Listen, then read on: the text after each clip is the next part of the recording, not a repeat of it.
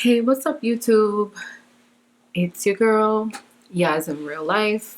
I'm coming to you all today with a labor and delivery kind of recap. I am currently 2 weeks and 3 days postpartum as I'm filming this video. And my labor and delivery experience was really different than a lot of first-time moms. First-time moms. I am a first-time mom, and wow. Let's just get into the video.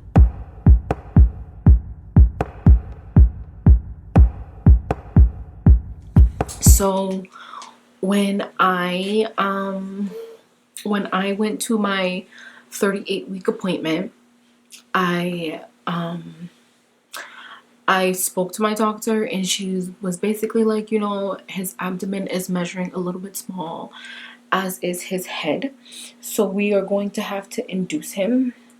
And so I was like, you know what, fine. Like, we're at 38 weeks. Do what you need to do, for the health of my baby. Obviously, as a mom, you just want to make sure that your baby's okay. So I told her, if we have to induce, we have to induce. If we have to do C-section, we have to, whatever it is you guys need to do to make sure that he makes it here safely, just go on ahead and do it. So she was like, I'm going to call the maternal fetal medicine specialist and we'll let you know something tonight. But we're pretty sure that, she was pretty sure at that point that we were going to induce sometime that week. So I got a call later that night. She was like, it was Tuesday night. She was like, come in Thursday morning at 8 a.m. Or she was like, give us a call Thursday morning at 8 a.m. To see, we want to do it at 8 a.m. but call to make sure that they have beds available. So I was like, okay, cool. Wednesday night, I remember Wednesday, like, my husband and I went to Target.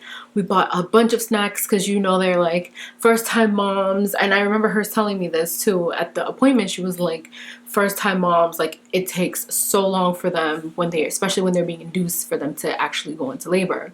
She was like, you're probably going to be there like 24 to 72 hours. Just be ready, because it's something that takes a long time. So I was like, okay, cool. So Wednesday night, I just remember feeling like so much adrenaline that I was like, I just cannot sleep. Like, I'm about to do the biggest thing that I've ever done in life. Like, I am so nervous. I'm anxious. I'm like, there's so many emotions. I'm sad that my pregnancy is over. But I'm so excited to meet him. I just remember feeling so many emotions at once that I was like, I'm just not going to sleep tonight. I even took a Benadryl to try to get myself to sleep. No avail. To no avail. I could not sleep. Like, and that's how like, I had so much adrenaline, because usually Benadryl knocks me out like within the first 30 minutes at most. And so I just didn't sleep that night. I was like, well, we're going to be in the hospital 24 to 72 hours anyway, so I'll just sleep then. So fast forward, we give a call at 6 because they wanted us there at 8, but they told us to call 2 hours ahead. So we called at 6. They were like, we don't have any beds ready yet. Call again at 10. So then we called again at 10. They were like, come in. I was like, okay, we're doing this. So we loaded the car up, went to Starbucks, and drove to the hospital. And, we got to the hospital. They called us into our room. They were like, this is not going to be the room that you have your baby. This is just like the induction room, like, where they get stuff started. You don't need that many medical interventions yet, so there's not that much going on in that room. But all they did was they took some blood. They ran some tests on baby to make sure that he was handling contractions well. I think they gave me some Pitocin. And then the rest was so blurry. But yeah, he was handling the contractions fine. Excuse me, that's my dog. He was handling the contractions fine. And then around, I want to say around 4, they gave me a vaginal cytotec or misoprostol. I think that's what it's called. I know cytotec is the brand name, I think. One of them is a brand name, one of them is a generic name, but whatever. That's what they gave to me vaginally. One pill. Remember, one pill. And they were like, yeah, so it's gonna take a while. So, okay, they gave that to me at 4. I remember asking the nurse for I asked for her for some Benadryl so I can get some sleep. Like, I think I asked about 5 to 6 times for some Benadryl, and it's a hospital, so they have to run everything through pharmacy. Even if you want a Tums pill, they have to run it through pharmacy. So that took a while. And so they finally got it to me around 5 or 5:30. Anytime between 5 to 5:30, they finally got me my Benadryl. I was like, yes, I'm finally going to sleep. I went to pee one more time.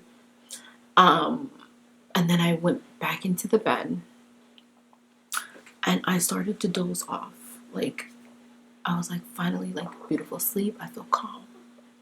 I started to doze off, and then I heard a pop.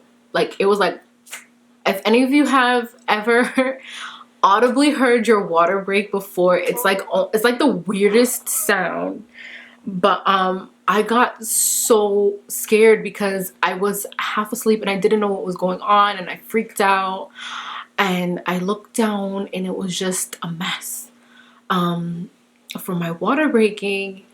And so I was freaking out. I called my nurse and she was like, yeah, your water definitely broke. And I was like, is this something that happens, like, is this typical for first time moms? And she was like, it could be. She's like, there's no saying. Everyone is different. And so then I was like, okay, well, how long does it typically take from water breaking to, you delivering your child? And she was like, it depends for everyone. She was like, it's different for everyone. She was like, she can't say. And I was like, okay, cool. So my water just broke. Fine, whatever. 30 minutes later, I'm having like, I am talking full blown, cannot take a breath in between contractions. Like, they are just back to back. Like, I'm just blowing through contractions. They say the 5-1-1 rule, or what is it? The 1-5, the rule that says the contractions have to be 5 minutes apart for 1 minute. Like, my body was not doing that. We just went on ahead and skipped to, like, the contractions were like 3 minutes apart. And I was just like, whoa. Whoa. The contractions were like 3 minutes apart. I was like, what the hell is going on? So finally they moved me. She was like, do you want your epidural now? I was like, well, it depends on how dilated I am. So they did a cervical check. I was already at 4 centimeters. Mind you, okay, I didn't say this before, but they checked me before they gave me the pill. So that had to be around like 3:30, 4 o'clock. And I was completely closed. Like, I was tight. Like, there was nothing going on down there. And so they checked me right after my water broke. I was already at 4 centimeters. And again, I was just blowing through the contractions. They told me that, they asked me, do I want to start my epidural? And I was like, well, I've heard about things about them wearing off, so I don't want to start it now if it's not time. But once they told me that I was already 4 centimeters, I was like, you know what, just go for it. So they moved me to the labor and delivery room. And I had so many things in my birth plan for using, like, a delivery ball, a medicine ball, peanut ball. Maybe I wanted to labor in the shower or in the tub.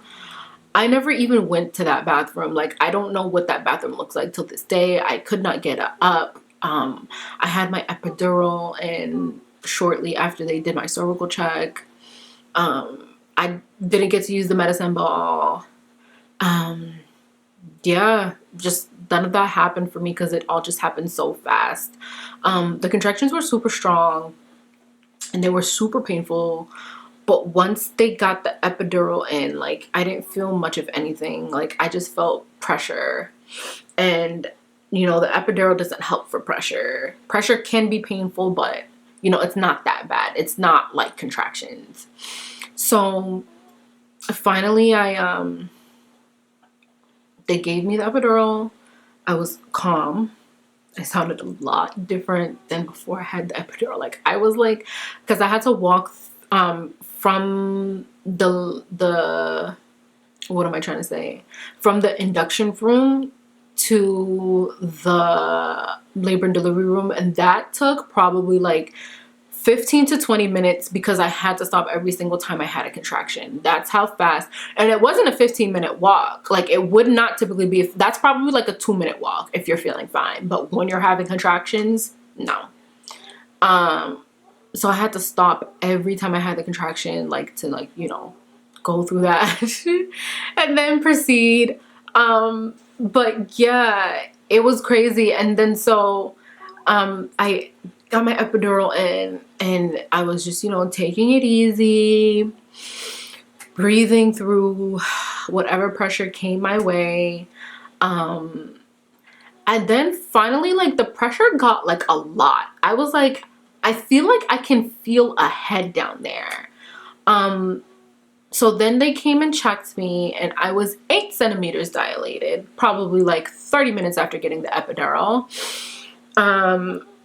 And then they came back again, probably like an hour after that. She was like, okay, you're at 10 centimeters. You can start pushing. She was like, you're 100% effaced. You can start. And then I pushed for 45 minutes and he was here. So probably in total 5 minutes and 5 minutes. Woo. 5 hours, 45 minutes to 6 hours total was the entire duration from labor onset, my water breaking, to delivery. It was crazy, guys. Like, it was literally chaos. Like, I started freaking out. I was like, oh no. I started freaking out, guys. I was literally like, I was kind of upset. Like, I'm not gonna lie. I was like, they told me that this would take 24 to 72 hours. Like, I packed outfits, snacks, things to do I downloaded apps on my phone to keep myself occupied. I was looking forward to that sleep that just never came. Yeah, it was really crazy. I did have to get 1 stitch because he just came out so fast. And then he did end up swallowing some fluid. So he did have to spend 1 night in the NICU. A few things that I think really helped with my fast labor and delivery are me just drinking the red raspberry tea whenever I could remember. It also really helped with my milk production. I am an oversupplier, so I have a lot of milk stored up. And you know, it makes me feel good that I'm able to provide my baby something natural and made just for him whenever he needs it. Another thing that really helped was my medicine ball. You know, just going on it whenever I remembered. Another thing that really helped, I feel like, is sitting up. Like, I did a lot of sitting up. Like, I didn't really do much laying down through my pregnancy because that acid reflux was really something that was getting to me. I think at the end that was probably like my main symptom. Like, I just had a whole bunch of acid reflux up until the point where my belly dropped, because you know, at that point the pressure is off everything in your upper digestive system and more towards your pelvis and your bladder. So yeah, after my belly dropped, I was pretty okay. I still can't believe how fast it went. And I'm grateful that I was not in labor. Like, you hear crazy stories about women in labor for like 72 hours or like 48 hours. But yeah, thank you so much for watching. If you like motherhood and luxury and cleaning videos and organizational stuff and planner videos, feel free to follow me on Instagram and TikTok, and subscribe here at Yaz in Real Life across all 3 platforms. Thank you so much for watching. Don't forget to like, comment, subscribe. Bye.